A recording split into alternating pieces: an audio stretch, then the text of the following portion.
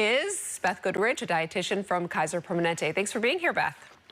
Yeah, thanks for having me. So help us solve the school lunch dilemma. Why is it so stressful? It's stressful, I think, because we kind of put things off into the morning, and morning time, it's rush, rush, rush. Where's my keys? Where's my socks? So it's good to kind of plan and prepare the night before. Have some good food set out the night before, so the morning time is as low stress as you can make it. So with that, I also need to pack school lunches. Parents need to pack school lunches, or caregivers need to pack these lunches that can survive then overnight in the fridge, maybe a bumpy bike ride or a bus ride, and then still taste and look good by noon. Do you have any suggestions of foods that can sort of survive that backpack time? Yeah, that's a great question. Yeah, so having some things in Tupperwares, a little pasta salad or fruit.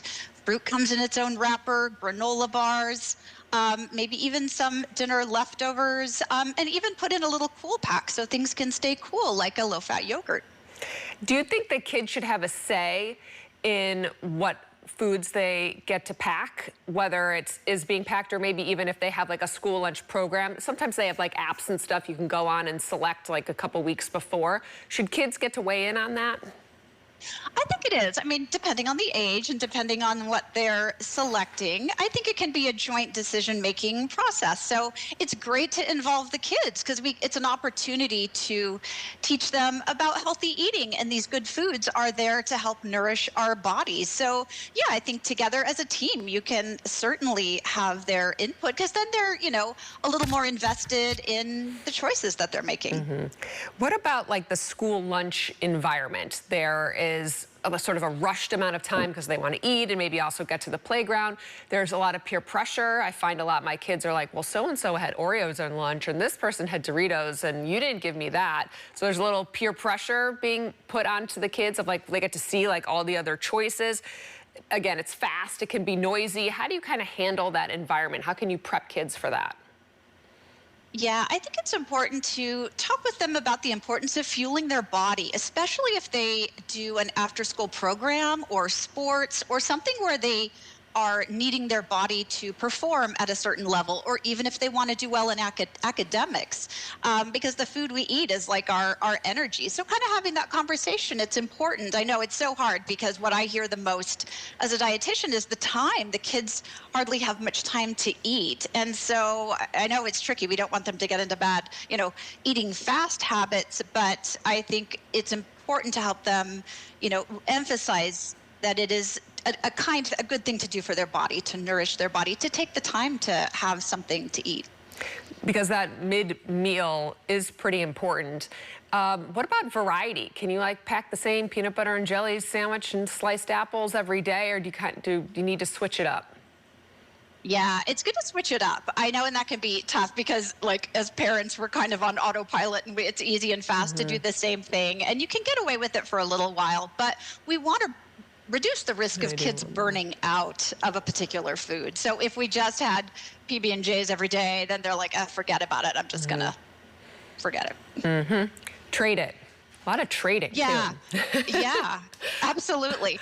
And not to say you can't throw in some nice treat once in a while, especially if kids are kind of looking and there is that peer pressure for some sweets. So it's important to teach balance as well, that we don't have to give up all the sweets, but, in moderation. And we're starting the school year highly motivated to pack some good things, nice variety. Can you give me some suggestions? Because it comes like January and March, you're like, I'm in a rut.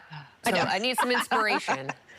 Exactly. I love these little like egg bite, almost like mini quiches. You can make them up ahead of time in a oh goodness, the tray, like a muffin. Goodness, you can make them up ahead of time. Thank you, muffin. Yeah. The word blanked.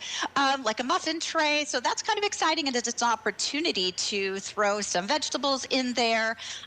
You could do like an egg salad sandwich or tuna. Those are kind of easy in the morning. The little packets, they just kind of, you can open them up, put them on some bread or have them with some crackers. Yeah, just make sure you're throwing a little cool pack in there. Yeah. I wrote all that down. Oh, good. is hard Good. to pack. Like, why is it so hard to pack a lunch for your kids?